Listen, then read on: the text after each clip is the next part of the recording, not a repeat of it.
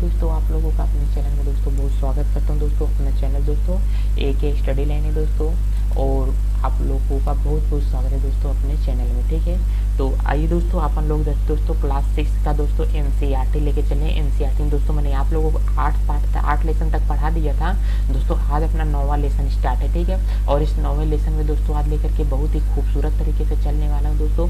इसमें मैपिंग भी लेकर के चलूंगा। ज़्यादातर सभी चीज़ें दोस्तों मैं आप लोगों को चित्र के माध्यम से दोस्तों इसे मैंने अपने से डिजाइन किया है। तो दोस्तों ज़्यादातर चित्र के माध्यम से दोस्तों मैं आप लोगों को सब चीज़ें समझाने का प्रयास करूंगा। तो आइए दोस्तों, बहुत बहुत स्वागत है आपका वीडियो देखने के लिए दोस्तों। उम्मीद करता हूं कि आज का वीडियो आप लोगों के लिए बहुत ही ज़्यादा इंपॉर्टेंट साबित होगा, क्योंकि सब चीज़ें यहाँ पे मैपिंग पे लेकर के रखा हूँ तो आप लोगों के बेटर तरीके से समझ में आ जाए। और हाँ, जरूरी सूचना ये है कि आप लोगों को सुनो, आप लोगों को ये ना लगे कि मैं NCERT नहीं लेके चल रहा हूँ, इसलिए NCERT की बुक का ही मैंने कॉपी पेस्ट इसमें कर दिया है। ठीक है, मैंने अपने हाथ से टाइपिंग भी नहीं किया ताकि आप लोगों को ये लगता कि मैं एक आध दो लाइन छोड़ दिया हूँ। कुछ भी नहीं छोड़ा हूँ, केवल जो उसमें कहानी दिया था उस कहानी को ही छोड़ दिया हूँ, क्योंकि इस कहानी को लेकर के कोई मतलब है नहीं। उस कहानी को मैं आपको ओरल बता दिया करूँगा उस कहानी को लेकर के। तो देखिए दोस्तों, NCERT का बेहतरीन तरीका क्या होता है दोस्तों। सबसे पहले तो NCERT क्या कहना चाहती है। NCERT बहुत ही खूबसूरत किताब है दोस्तों, इतनी बेहतरीन किताब है आपकी। जब तक आप लोग पढ़ोगे तब तक जितने दोस्तों क्या होते हैं ऑब्जेक्टिव जितने क्वेश्चन होते हैं ना, सारे के सारे ऑब्जेक्टिव क्वेश्चन दोस्तों यहीं से फंसने वाले हैं। ऑब्जेक्टिव क्वेश्चन के लिए बहुत ही वरदान साबित होती है NCERT। और लिखित के लिए तो मत पूछो भाई साहब, कि लिखित के लिए भी बहुत ज्यादा इंपॉर्टेंट है। अगर मैं यूं कहूँ तो जितने क्वेश्चन होते हैं, अगर आप लोग 6 से लेकर के 12 तक की NCERT अगर अच्छे से अपन क्लियर कर लेते हैं ना, तो किसी भी एग्जाम के अंदर इतनी औकात नहीं है कि आपको रैंक में लाने से रोक दे। ठीक है, तो उम्मीद करता हूँ दोस्तों आप लोग बेहतरीन तरीके से NCERT के पहले कॉन्सेप्ट क्लियर करो। एक अच्छे स्टूडेंट का कर्तव्य हमेशा यही होता है अपने बेस को मजबूत करना, और बेस दोस्तों आप लोगों को जो होता है दोस्तों NCERT है। NCERT इतनी बेहतरीन किताब है कि क्या बोलूं, लेकिन इसमें बस एक खराबी ये किया गया है मेरे को पढ़ते समय कि NCERT में जो कहानियां बताई गई ना, इसमें कहानियों का क्रम कहाँ से शुरू होता है कहाँ पे अंत होता है ये कहानियां नहीं है। विदाउट टीचर के तो ये कहानियां समझ में आने वाली नहीं है, इसीलिए बच्चा मैं ये लेकर के चलने वाला हूँ, और इसमें मैं हर तरीके से आप लोगों को बताऊंगा। तो दोस्तों पहले जान लेते हैं दोस्तों, ये अपना चैनल दोस्तों AK स्टडी लाइन दोस्तों। मैं सॉरी दोस्तों, आपका बहुत बहुत स्वागत करता हूँ अपने AK स्टडी लाइन चैनल में। तो ठीक है दोस्तों, आइए अपन लोग स्टार्ट करते हैं AK स्टडी लाइन के साथ कक्षा 9 का इतिहास क्लास 6 का। तो देखिए दोस्तों, आप लोग NCERT पढ़ने का मेथड क्या होता है दोस्तों। मैं थोड़ा मेरा पढ़ाने का तरीका थोड़ा अलग है। मैं सबसे पहले दोस्तों आप लोगों को प्रश्न बता दिया करूंगा, क्योंकि मैं इसी तरीके से मैं पढ़ाता हूँ। जैसे आप लोगों को लगता है आप लोग पूरा का पूरा कॉन्सेप्ट इसका छोड़ दो, आप लोगों को कुछ नहीं जानता। देखो, जब तक आप लोग मेरे पास खाली बुक लेकर के आओगे ना, तो मैं उसको फिल बहुत अच्छे से करूंगा। अगर आप लोग दिमाग में कचड़ लेकर के आओगे तो मैं उसे क्लियर नहीं कर पाऊंगा। तो इसीलिए कहता हूँ आप लोग जो 40-45 मिनट की ये वीडियो बने, 50 मिनट का ये वीडियो बने, आप लोग केवल मेरे ऊपर दोस्तों छोड़ भर दो। बस आप लोग मेरे ऊपर छोड़ो, मैं इस चैप्टर को कॉन्सेप्ट के साथ अच्छे से क्लियर करके आपके दिमाग में कैसे डालना है वो मुझे अच्छी तरीके से आता है। ठीक है, चलिए दोस्तों पहले इसका क्वेश्चन पढ़ लेते हैं। अब यहाँ पे दोस्तों अपने को फर्स्ट क्वेश्चन क्या बोल रहा है करके, इसमें अपने को मिलान करना है। ठीक है, दक्षिणापथ के स्वामी कौन थे। दक्षिणापथ के स्वामी कौन थे। मुएंदार का संबंध किससे है। अष्टघोष का संबंध इसमें से किससे है। बोधिसत्व का संबंध किससे है, तथा षेनसोंग का संबंध किससे है। मतलब षेनसोंग कौन था, बोधिसत्व कौन थे, अष्टघोष कौन थे, मुएंदार कौन था, तथा दक्षिणापथ के स्वामी कौन थे। देखिए दोस्तों, एक बात मैं और आप लोगों को यहीं पर बता दूं, NCERT के दोस्तों जितने प्रश्न वाले हैं ना, जितने ऑब्जेक्टिव प्रश्न है, मतलब जितने प्रकार के आपको इस प्रश्नावली में दोस्तों प्रश्न मिल रहे हैं, इसका मैं एक अलग सा वीडियो बना रहा हूँ। उस अलग से वीडियो बना करके उसमें मैं सबको अपलोड कर दूंगा। आप लोग उसको अच्छे तरीके से जा करके उसमें गहन अध्ययन करना। पहली बात तो इसको बताने की भी जरूरत नहीं पड़ेगी, लेकिन फिर भी मैं वीडियो बनाऊंगा। कुछ भाई और बहनों को कुछ में प्रॉब्लम हो सकती है, तो ठीक है। चलिए दोस्तों, मैं इसको लेकर के चलने वाला हूँ आप लोगों के साथ में। ठीक है, तो चलिए दोस्तों देखो अब यहाँ पर बोल क्या रहा है दोस्तों, दूसरा क्वेश्चन बोल रहा है अपने को, करे कि राजा तिलक, करे कि राजा सिल्क रूट, मतलब सिल्क के कपड़े की बात कही गई। राजा सिल्क रूट पर अपना नियंत्रण क्यों कायम करना चाहते, मतलब कौन राजा थे जो सिल्क रूट पर अपना नियंत्रण कायम करना चाहते थे, मतलब सिल्क रूट पर अपना कब्जा करना चाहते, वो कौन राजा था। तो इस प्रश्न वाली अपने को पढ़ने को मिलेगा। करे कि व्यापार तथा व्यापारिक रास्तों के बारे में जानने के लिए इतिहासकार किन किन साक्ष्यों का उपयोग करते हैं, मतलब जो पुराने टाइम के व्यापारी होते थे वे किस मार्ग से अपने व्यापार किया करते थे एक देश से दूसरे देश में, तो उसे इन रास्तों का पता लगाने के लिए जो अपने इतिहासकार है उनको किस साक्ष्य की आवश्यकता होती है, मतलब किस चीज की आवश्यकता होती है जिसके द्वारा वो क्या करते हैं कि इन सब चीजों का पता लगा लेते हैं। ठीक है दोस्तों, कह रहे कि भक्ति की प्रमुख विशेषताएं क्या थी उनका अध्ययन करो, मतलब इसमें भक्ति से संबंधित कुछ अध्ययन किया गया है क्या। जब आपको लोगों को बोधिसत्व पहले दे दिया गया है, गौतम बुद्ध लोग दे दिए गए हैं, महावीर स्वामी दे दिए गए हैं, ठीक है, महायान क्या बौद्ध धर्म दिया है, तो आप लोगों को लगना चाहिए कि कोई क्या धर्म से संबंधित बातें किया गया। चलो कोई बात नहीं दोस्तों, अभी मैं चैप्टर तो शुरू ही नहीं किया। ठीक है, तो यहाँ पर कह रहा है कि चीनी तीर्थ यात्री भारत क्यों आए थे, इसका आप लोग क्या करो कारण बताओ। हाँ क्या चीनी तीर्थ यात्री भारत क्यों गया, अच्छा जी चीनी तीर्थ यात्री भारत क्यों, इसका मतलब सर जी क्या भारत के साथ में अपना पुराना संबंध है। हाँ भाई हाँ, क्या भारत का चाइना के साथ पुराना संबंध था और पुराने टाइम पे व्यापार भी होता था। अभी तक तो भारत का व्यापार हुआ है, लेकिन अभी क्या है, अभी तो केवल क्या केवल ओनली स्वदेशी अपन लोग यूज कर रहे हैं। इसके लिए सभी चीजें क्या हो गई, चाइना से बंद हो गई, बंद होने के बंद कर दी क्या माननीय नरेंद्र मोदी जी ने ये सभी चीजें क्या किया है, बंद कर दिया। और आप लोगों के एक पते की बात बताऊं, ये भारत में बहुत ही बेहतरीन तरीका, मतलब इतना गजब का शानदार कदम ये उठाया गया है।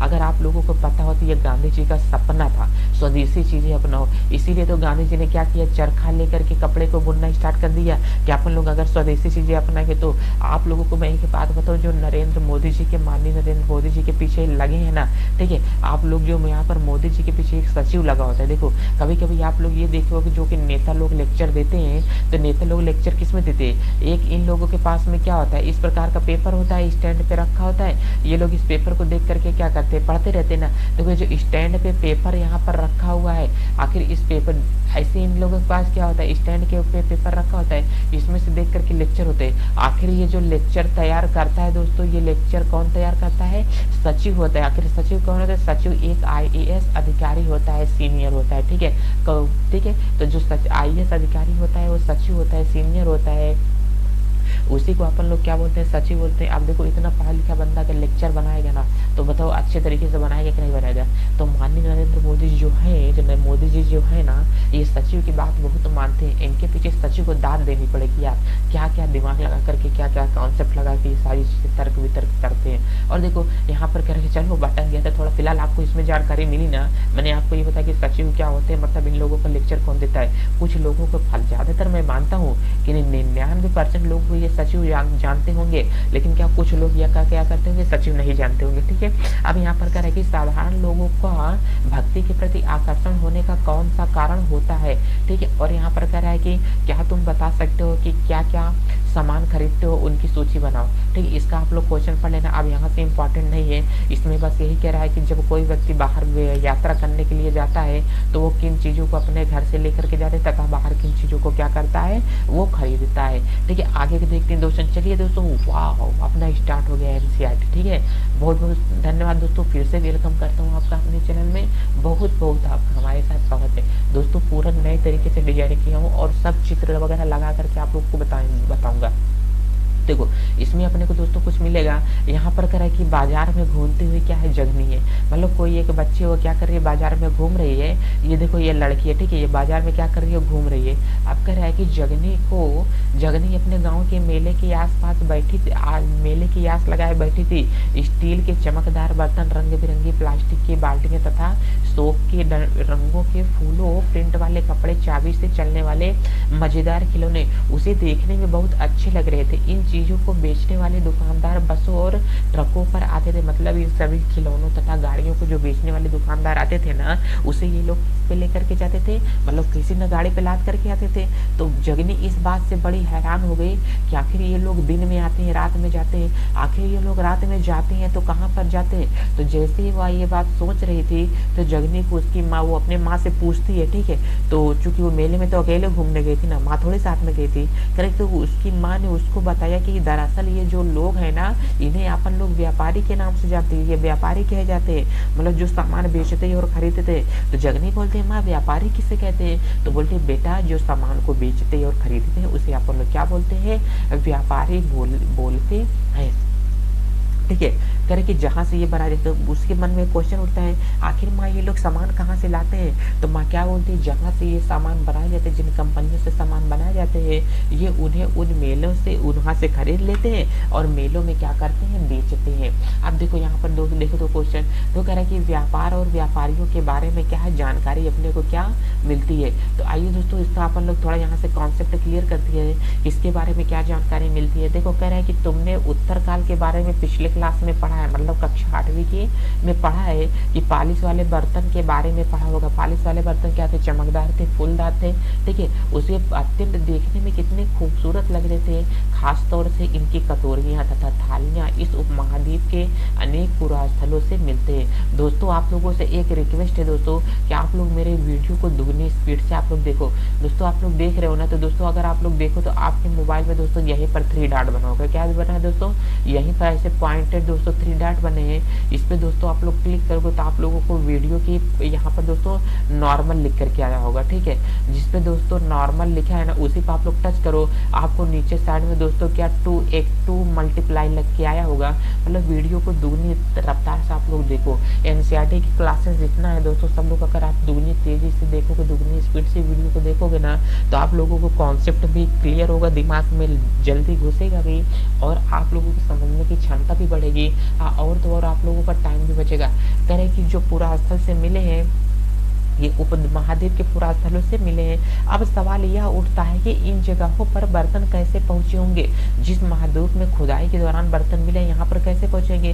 तो ऐसा अनुमान लगाया जाता है कि जहाँ ये बनते थे वहां से व्यापारी इन्हें ले जा करके अलग अलग राज्यों में क्या करते थे, बेचा करते थे, जिसके कारण से ये सभी क्या है, खरीदे गए हैं, ठीक है। देखो खरीदे गए, सॉरी। अब यहाँ पर क्या किया है कि जहाँ से ये बनते थे करके वहां से व्यापारी इन्हें ले जाकर के आता था, अलग अलग जगहों पर क्या किया था बेचा था। अब करके दक्षिण भारत, देखो दक्षिण भारत सोना, मसाले, खास तौर पर काली मिर्च तथा कीमती पत्थरों के लिए प्रसिद्ध था। देखो जो कीमती पत्थर होते हैं, ये तो जो कीमती पत्थर होते हैं, काली मिर्च होती है। अच्छा देखो यहाँ पर जो काली मिर्च होती है ना, ये काली मिर्च आखिर क्या होती है, तो काली मिर्च को काला सोने के नाम से भी जाना जाता है, ठीक है। तो काला सोने के नाम से जाना जाने वाला क्या है, काली मिर्च होती है। आखिर ये दक्षिण भारत के राज्य कौन कौन से हमारे दक्षिण भारत के राज्य होते हैं, तो आप लोगों को मैं थोड़ा छोटा सा यहाँ पर इंडिया बना रहा हूँ, इसको आप लोग यहाँ पर देख के चलना। अपना इंडिया दोस्तों कैसा है, इसी प्रकार से तो अपना इंडिया यहाँ पे है ना, तो आप लोग इसको भी देख करके चलना दोस्तों। देखो ये अपना क्या है दोस्तों, इस प्रकार से इंडिया है। देखो अब ये वाला हिस्सा दोस्तों अपना क्या है, ये गुजरात का हिस्सा है। तो ये जो नीचे वाला हिस्सा होता है अपना ना दोस्तों, इसी को अपन लोग क्या बोलते हैं, दक्षिण भारत बोलते हैं, ठीक है। इसे क्या बोलते हैं, पूर्व भारत बोलते हैं, इसे क्या बोलते हैं, उत्तर भारत बोलते हैं, इसे क्या बोलते हैं, दक्षिण भारत, सॉरी पश्चिम भारत बोला जाता है। और ये वाला भाग क्या होता है, दक्षिण भारत होता है। इसमें क्या आता है, तमिलनाडु आता है, नीचे क्या है कर्नाटक है, यहाँ पर क्या है तेलंगाना। आप लोगों को मैं मैपिंग में दिखा देता हूँ कि आखिर कहाँ पर क्या अपना आया है। तो यहाँ पर आप लोग देखो दोस्तों, यहाँ पर जो आया हुआ इसे अपन लोग क्या बोलते हैं दोस्तों, ये वाला भाग अपना क्या है, ये वाला क्या है तमिलनाडु है, ये वाला क्या है केरल है, ये वाला भाग क्या है कर्नाटक। मतलब ये यहाँ से मसाले पाए जाते थे, ठीक है। क्योंकि दक्षिण भारत में मसाले खासतौर पर और प्रसिद्ध कीमती पत्थर भी का भी व्यापार यहाँ से होता था। कि व्यापारी इन मसालों, इन सामानों को समुद्री जहाजों और सड़कों के रास्ते से रोम पहुंचाया जाता था। रोम एक देश है, ठीक है, रोम देश में पहुंचाया जाता था। तो दक्षिण भारत में ऐसे अनेक रोम में सोने के सिक्के मिले हैं। इससे यह अंदाजा लगाया जा सकता है कि उन दिनों में रोम के साथ बहुत अच्छा व्यापार चल रहा होगा अपना, ठीक है। अब देखो अगला क्वेश्चन क्या बोल रहा है, कह रहा है कि व्यापारियों ने कई समुद्री रास्ते खोज निकाले थे। अब देखो कह रहा है कि व्यापारियों ने कई समुद्री रास्ते, यहाँ देखो बोल कह रहा है व्यापारियों ने कई समुद्री रास्ते खोज निकाले थे। इनमें से क्या थे, हमारे कुछ समुद्र के किनारे चलते थे, कुछ समुद्र के किनारे चलते थे, कुछ अरब सागर और बंगाल की खाड़ी पार करते थे। अब देखो कुछ कह रहा है कि ये अपना क्या दोस्तों इंडिया है। देखो दोस्तों इंडिया अपना यहाँ पर है, ठीक है। आप लोग अगर देखोगे तो इंडिया अपना यहाँ पर है, देख करके अच्छे चलना, तो इंडिया यहाँ पर है, ध्यान देखो। ये अपना क्या है दोस्तों, ये प्यारा इंडिया है। ध्यान देना। देखो तो मैं इंडिया का मैप ढूंढ रहा था दोस्तों, तो अभी आप लोग जानते हो ना कि जो इंडिया का मैप अपना है दोस्तों वो इस तरीके से ऊपर है, लेकिन अभी हाल ही में मैंने देखा था इंडिया का मैप यार कट गया है इसका, ऊपरी से मतलब ज्यादातर मैंने इसको देखा। तो अभी मैं एक मैप और आप लोगों को दिखाता हूँ, देखो कैसे इसका हिस्सा कटा है करके। मानसूनी हवाएं का फायदा उठा करके ज्यादातर जो विदेशों से व्यापार होता था, ये अरब सागर है, ये बंगाल की खाड़ी है, तो लोग जो अपनी नाव उतारा करते थे इसी रास्ते से ज्यादातर अपनी नाव उतारते थे, और बंगाल की खाड़ी से अगर इस साइड जाना होगा तो इधर से नाव उतार के जाते थे, इधर से जाना होता था तो इधर से नाव उतार करके जाया करते थे, इधर से थोड़ा कम ही जाया करते थे, क्योंकि ज्यादातर यहीं से अपना व्यापार म्यांमार वगैरह में ज्यादातर अपना व्यापार यहीं पर होता था। ठीक है, करके अफ्रीका और अरब सागर के पूर्वी तट से उपमहाद्वीप के पश्चिमी तट पर पहुंचना चाहते थे, जो कि दक्षिण पश्चिमी मानसून के साथ चलना पसंद करते थे। इन लंबी यात्राओं के लिए मजबूत जहाजों का भी निर्माण किया जाता था। देखो अब जहाज भी मजबूत होनी चाहिए, क्योंकि बंदा अगर समुद्र में जा रहा है तो जहाज अगर कंफर्टेबल जहाज नहीं होगी तो उनके सामानों को क्या ढो पाएगी, क्या सामानों को लाद पाएगी, क्या मतलब अच्छी किस्म की जहाज भी हुआ करती थी ताकि वो पानी में डूबे ना। अब देखो यहाँ पर करे कि समुद्र तटीय से लगे हुए। अच्छा आप लोग ये क्वेश्चन मेरे को बताओ कि भारत के कितने ऐसे राज्य हैं जो समुद्र से टच हुए हैं। तो अभी आप लोगों को मैं हाल में बता दूं कि भारत में कितने राज्य हैं दोस्तों, तो भारत में 28 राज्य हैं, और इसमें यूनियन टेरिटरीज मतलब केंद्र शासित प्रदेश कितने हैं, तो वहां पर केंद्र शासित प्रदेश दोस्तों कितने हैं, 8 केंद्र शासित प्रदेश है भारत में अभी मौजूदा हाल में। ठीक है, अब देखो अब ये लोग तो समझते हैं क्या कि राज्य क्या होते हैं, जिस पर किसका होता है, सीएम का शासन होता है, उसे अपन लोग क्या बोलते हैं, राज्य सरकार, मतलब जिसके लिए एक अलग सा सरकार बनाएगा। देखो ये वाला मैं आपको यही बता रहा हूँ, अगर आप लोग यहाँ पे फोकस किए हो, अगर आप पुराना इंडिया का मैप देखो और नया इंडिया का मैप देखो, ये जाने कि यार जम्मू कश्मीर को ऊपरी वाले हिस्से को यहाँ से काट करके निकाल दिया गया। पूरे गूगल पर मैंने ढूंढ निकाला, जो अभी विश्व का मैप है उस विश्व के मैप में इसको दिखा ही नहीं रहा। देखो ऐसा कट करके यहाँ से निकाल दिया गया है। अब देखो ऐसा क्यों कर दिया गया, तो नरेंद्र मोदी जी से लगता है इसकी भी शिकायत करनी पड़ेगी, नहीं गृह मंत्री अमित शाह से।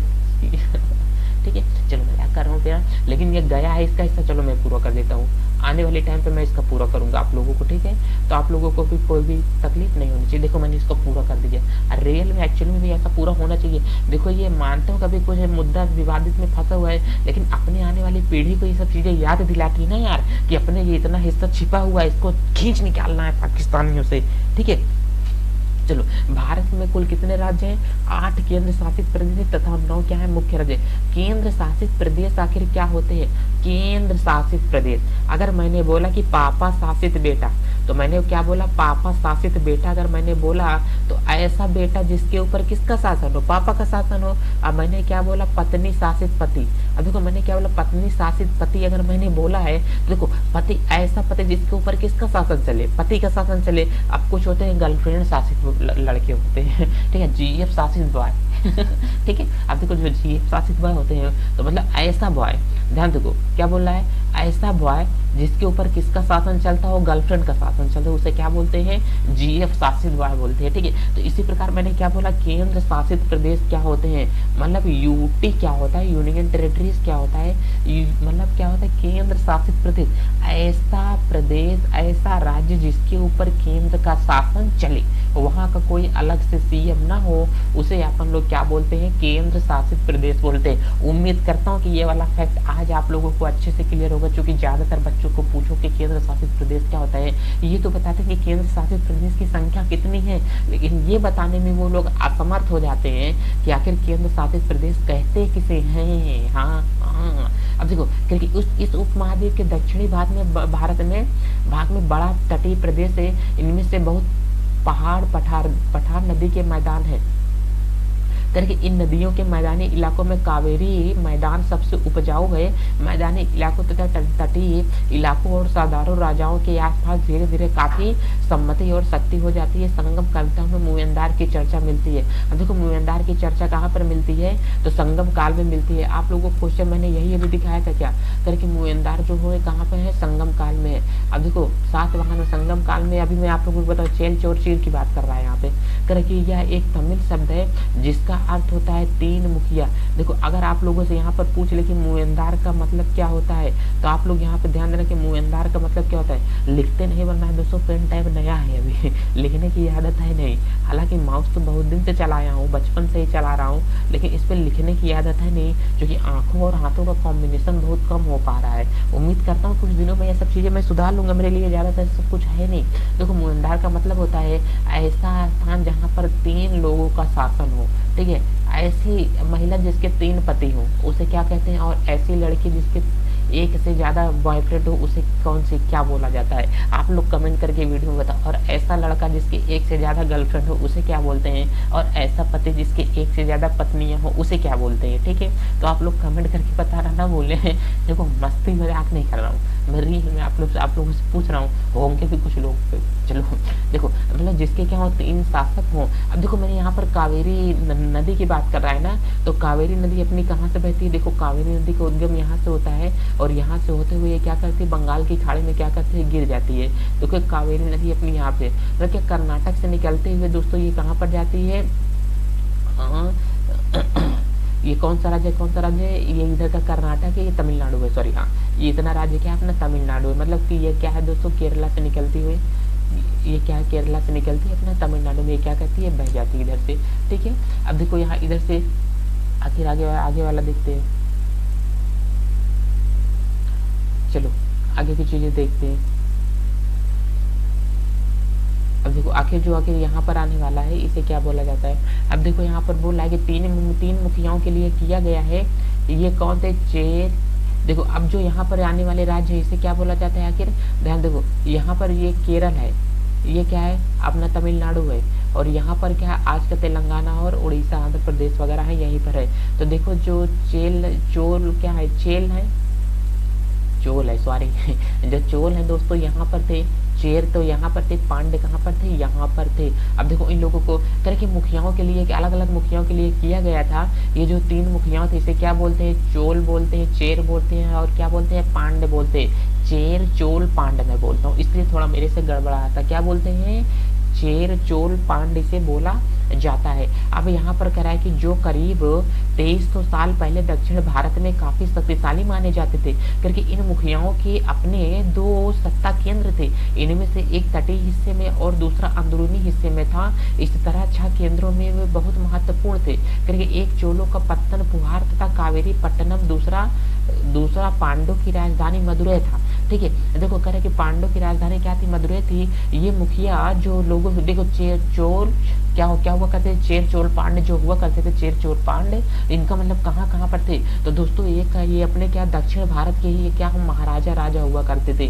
देखो यहाँ पर क्या थे, चोल थे, चेर थे, ये क्या थे, चोल थे, ये क्या थे, पांडे थे। मतलब क्या अब यहीं पर अपने को बोल रहा है। तो यहाँ पर देखो आखिर जो अपने कौन थे, चोल थे, कौन थे, चोल थे। इनका चिन्ह क्या था, मतलब इनके फ्लैग पे संकेत क्या था, बाघ था। और जो कौन थे, चेर थे, अपने इनके फ्लैग पे क्या था, धनुष था। और जो पांड हुआ करते थे इनके फ्लैग पे क्या था, मछली था। ये बहुत ही इंपॉर्टेंट क्वेश्चन है, जितना आप लोग समझ पाओ उतना वेरी वेरी इंपॉर्टेंट इसको आप लोग बना लो, क्योंकि ये चीजें बहुत ही इंपॉर्टेंट है आप लोगों को समझने के काम में। ये सब चीजें बहुत अच्छी, इसका क्वेश्चन भी पूछा जा चुका है कि बताओ कि चोल की जो चोलों की पांडे, देखो चोलों के नाम से जाने जाते हैं, ठीक है। जो चोलों का फ्लैग कैसा था, चोलों का संकेत क्या था, ठीक है। चोलों का संकेत क्या था, बाघ था। चेर का क्या था दोस्तों, धनुष था। पांडे का क्या था, मछली था, ठीक है। 2300 साल पहले इनका शासन चलता था। और यहाँ पर करें कि ये मुखिया लोगों से नियमित करके बजाय उपहारों की भी मांग किया करते थे। कभी कभी ये सैनिक अभियानों पर भी निकल पड़ते थे और आसपास के इलाकों से शुल्क वसूल कर लाते थे। इनमें से कुछ धन आसपास रख लेते थे, बाकी अपने समर्थकों, नाते रिश्तेदारों, सिपाहियों तथा कवियों के बीच में बांट दिया करते थे। अनेक संगम कवियों ने मुखियाओं की प्रशंसा की है, कविताएं लिखी हैं जो कि उन्हें कीमती जवाहरात, सोने, घोड़े, हाथी, रथ तथा सुंदर कपड़े भी दिया करते थे। कि अंग संगम काल के कवियों ने उन मुखियाओं की प्रशंसा के लिए कविताएं लिखी है। मतलब जो तीनों मुखिया हैं जो उन्हें कीमती जवाहरात, सोने, हाथी, रथ तथा सुंदर कपड़े भी दिया करते थे। मतलब ये जो मुखिया हैं क्या किसी संगम काल के कवियों को दिया करते थे। करके मुएंदार की चर्चा मिलती है, यह एक तमिल शब्द है। चलो पीछे चला गया था। अब देखिए आगे देखते हैं दोस्तों। अब यहाँ पर कह रहा है कि इसके लगभग, देखो आप लोग दोस्तों ये क्वेश्चन बहुत ही ज्यादा इंपॉर्टेंट है, जितना ज्यादा हो सके दोस्तों इसको आप लोग क्लियर करो, आप लोगों की चीजें समझ में आएंगी। इंपॉर्टेंट है क्वेश्चन दोस्तों, इसे आप लोग हवा में लेकर के नहीं चलना। आगे के देखते दोस्तों कह रहा है कि इसके लगभग 200 वर्षों के बाद, यहाँ पर क्या बोला दोस्तों 200 वर्षों के बाद पश्चिम भारत, क्या बोला पश्चिम भारत का मानचित्र कितना, 107 वंश नामक राजवंश का प्रभाव बढ़ा है।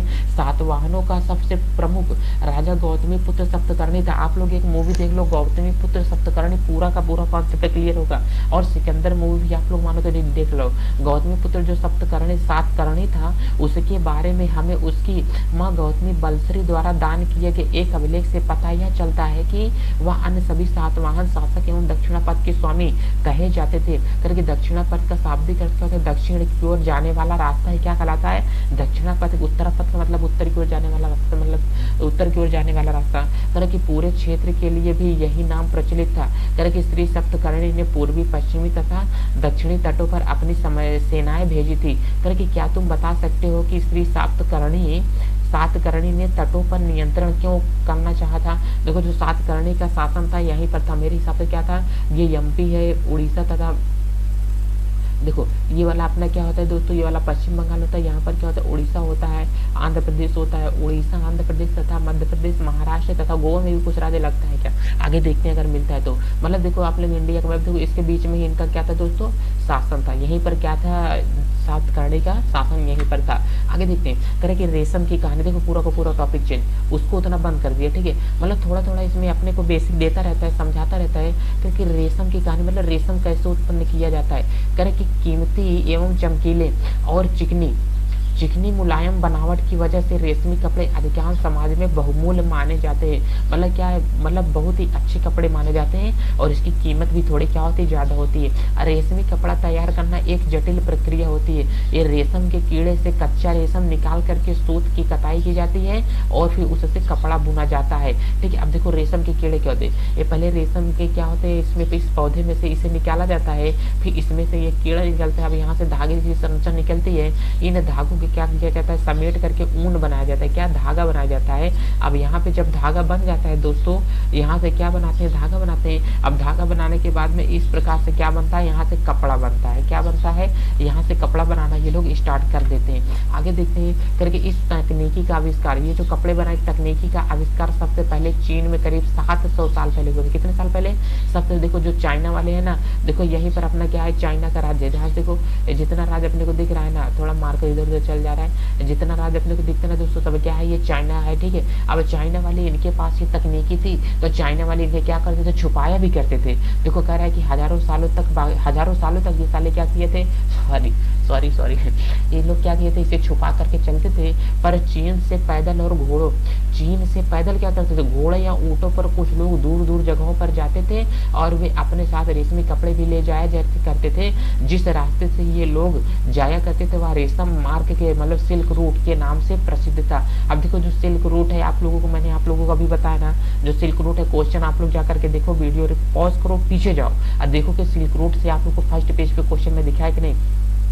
मतलब क्या चीनी यात्री अपने घोड़ों पर, गधों पर, ऊँटों पर, ठीक है, जिस रास्ते से रेशम के कपड़ों को लाद के लेकर के देश में जाया करते थे उसे क्या कहा जाता था, सिल्क रोड के नाम से जाना जाता था। मान लेते हैं क्या सोमालिया से चाइना का व्यापार होता था, सोमालिया से मोटा सोमालिया से चाइना का व्यापार होता था।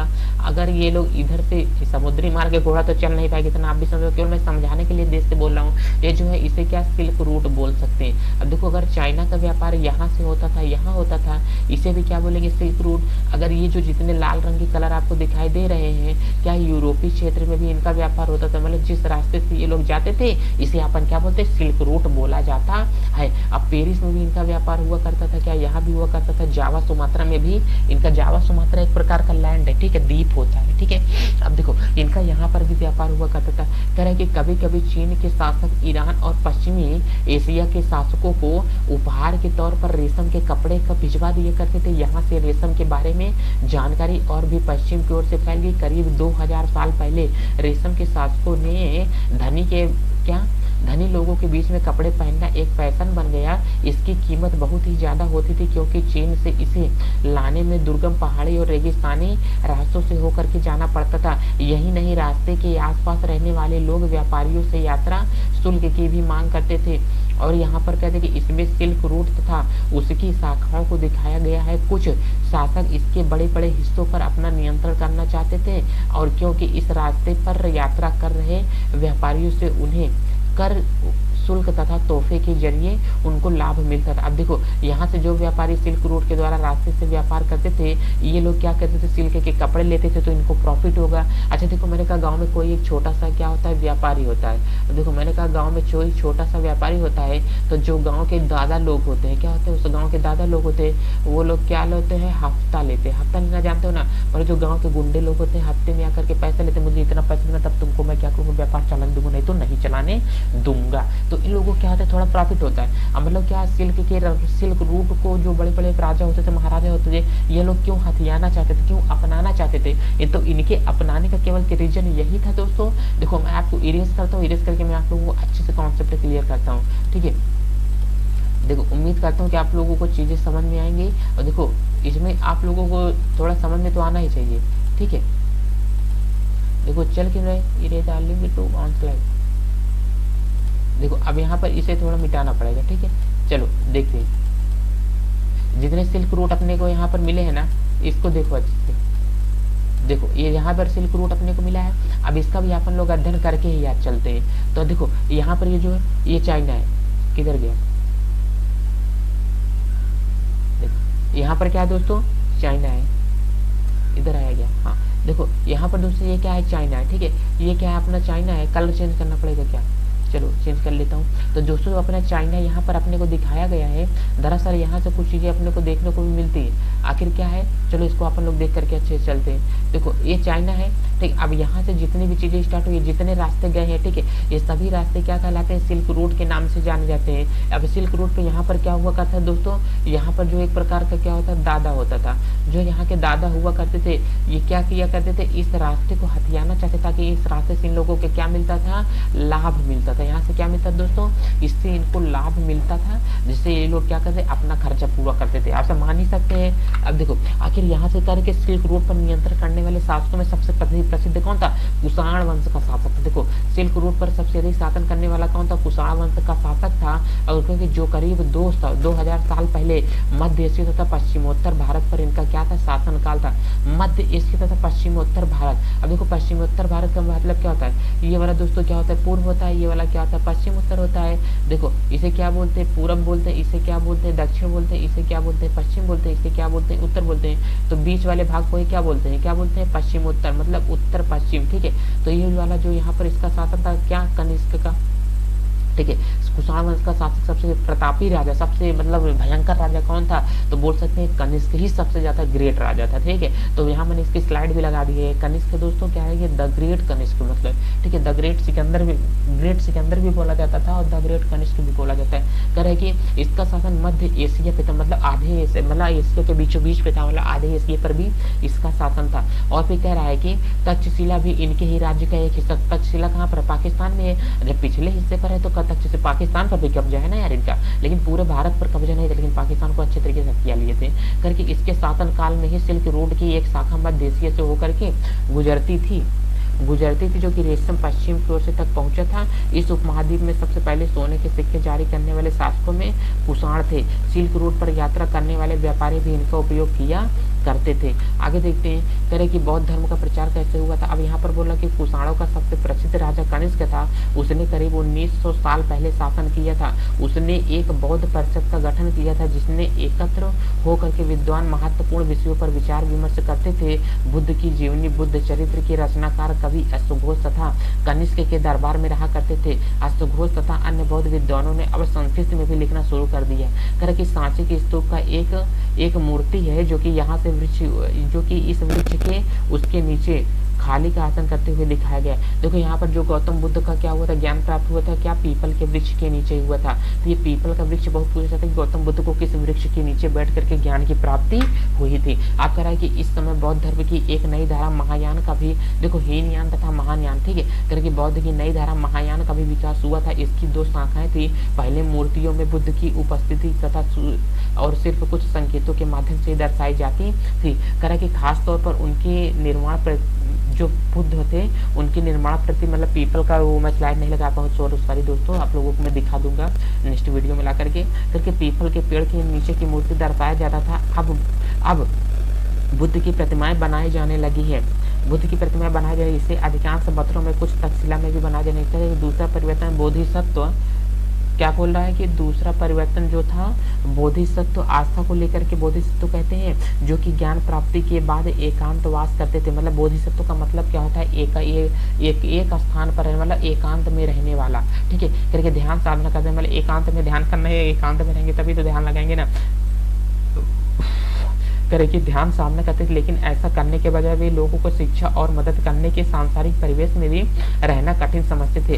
करके धीरे धीरे बोधिसत्व की पूजा काफी लोकप्रिय हो गई और पूरे मध्य एशिया तथा बाद में कोरिया तथा जापान तक भी इनका शासन क्या हो गया, फैल गया। इसी सॉरी दोस्तों, हाँ लगा लिया हूँ, करके बौद्ध धर्म का प्रचार दक्षिणी भारत में हुआ था। देखो यही वो मूर्ति है और यहाँ पर ये जो इतना आपको दिख रहा है ना, ये वही वो पीपल का दोस्तों वृक्ष है। देखो इसकी टहनियाँ, पेड़ काट सब यहाँ पर बने हुए हैं, जिस पेड़ के नीचे गौतम बुद्ध को ज्ञान की प्राप्ति हुई थी। यहाँ पर भी उसका नगर टीला वीला बनाया गया है, इसको आप लोग देखना। मतलब इसके नीचे यहीं पर कहीं बुद्ध, गौतम बुद्ध ये यहाँ पर बैठ करके क्या हुए थे, जड़ के पास बैठ करके ज्ञान की प्राप्ति किए थे। करके बौद्ध धर्म का प्रचार प्रसार दक्षिणी भारत में ही हुआ था, वो जहाँ पर बौद्ध भिक्षुओं के रहने के लिए पहाड़ों एवं दर्जनों गुफाएं खोदी गई थी। अब यहाँ पर क्या है कि इनमें से कुछ गुफाएं राजा और रानियों, अब देखो ये देखो मैं आप लोगों को ला लिया, कब से इसको मैं ढूंढ रहा था। यहाँ पर देखो अच्छे तरीके से आप लोगों को दिख रहा होगा कि ये जो यहाँ पर भारत का हिस्सा है, देखो यहाँ पर गायब हो गया है कि नहीं, ध्यान से देखो गायब हुआ है ना।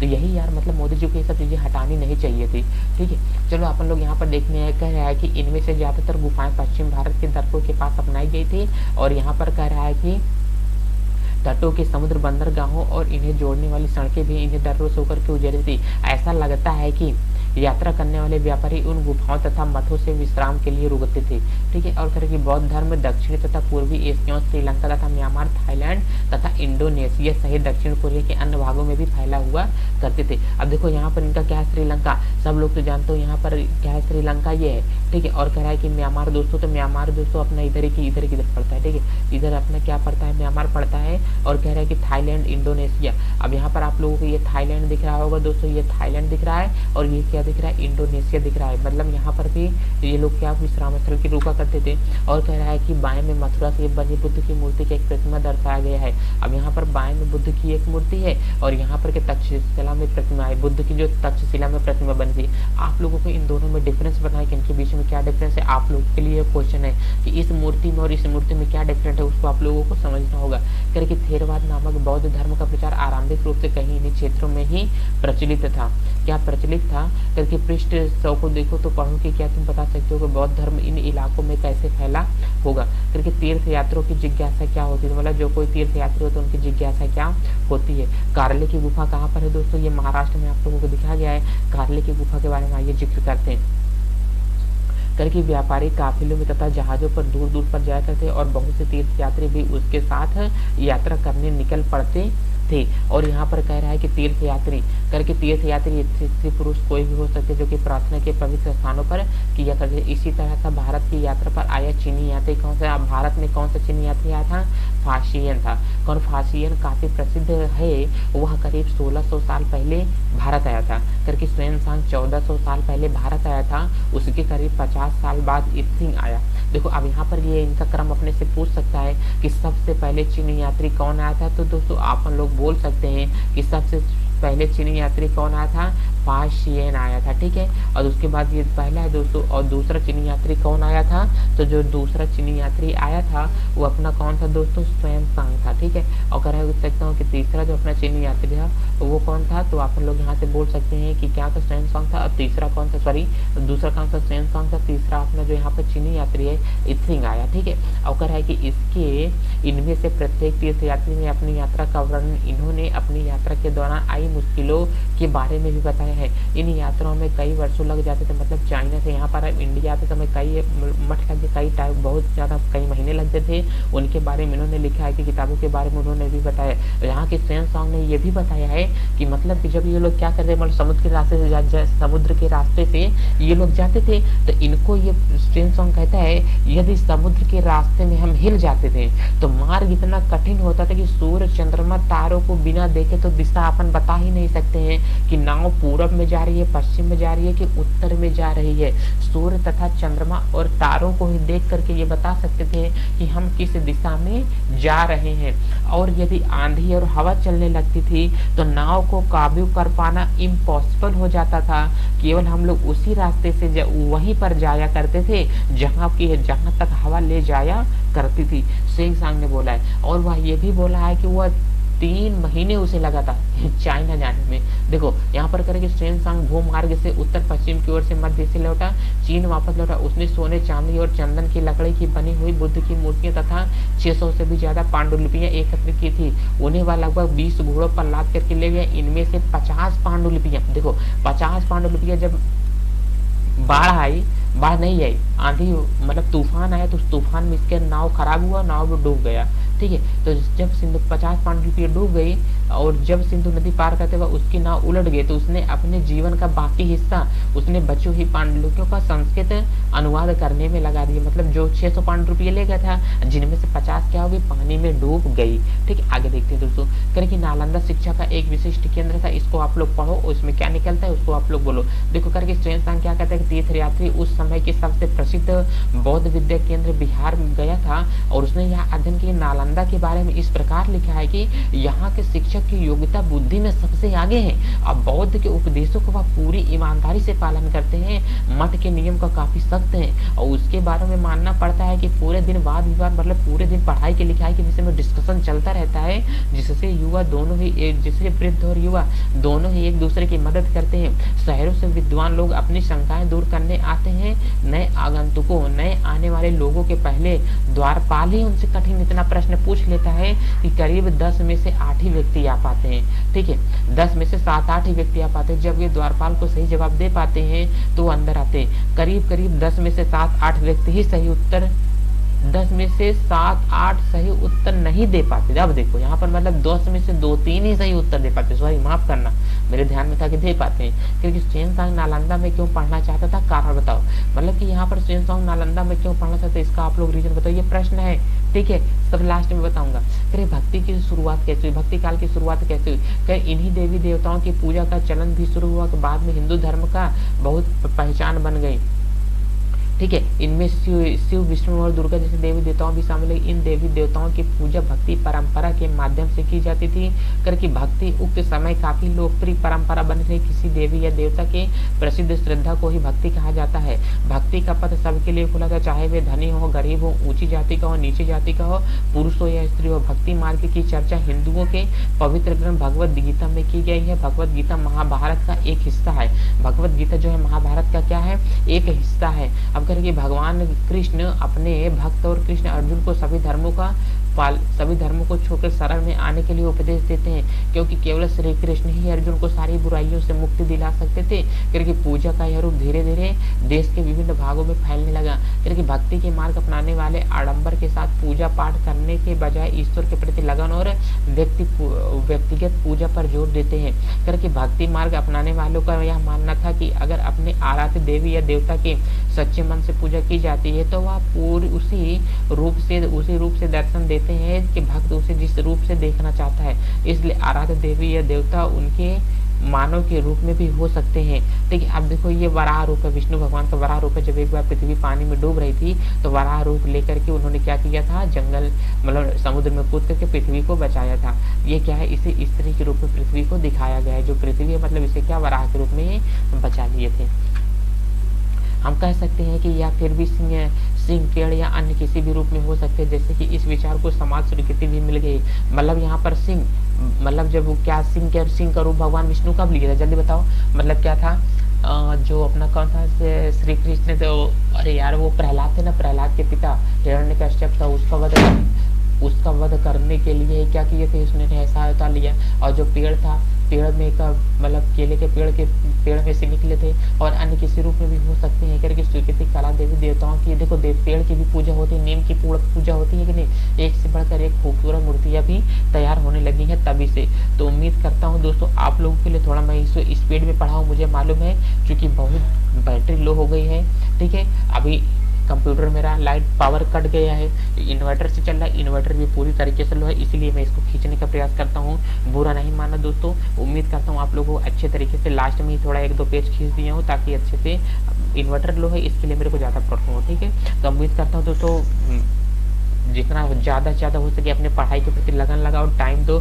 जब तक खुद को टाइम नहीं दोगे तब तक ये लाइफ बनने वाली है। तो आपको कोई आज आप लोगों के लाइफ में सभी लोग टाइम पास करते होंगे, लेकिन आने वाले टाइम में आपका कोई साथ नहीं देगा। इसलिए आज जो है उसको अच्छे से टाइम को यूज करो, स्पेंड करो, अपनी मेहनत और लगन के बलबूते दुनिया को कुछ कर दिखाओ।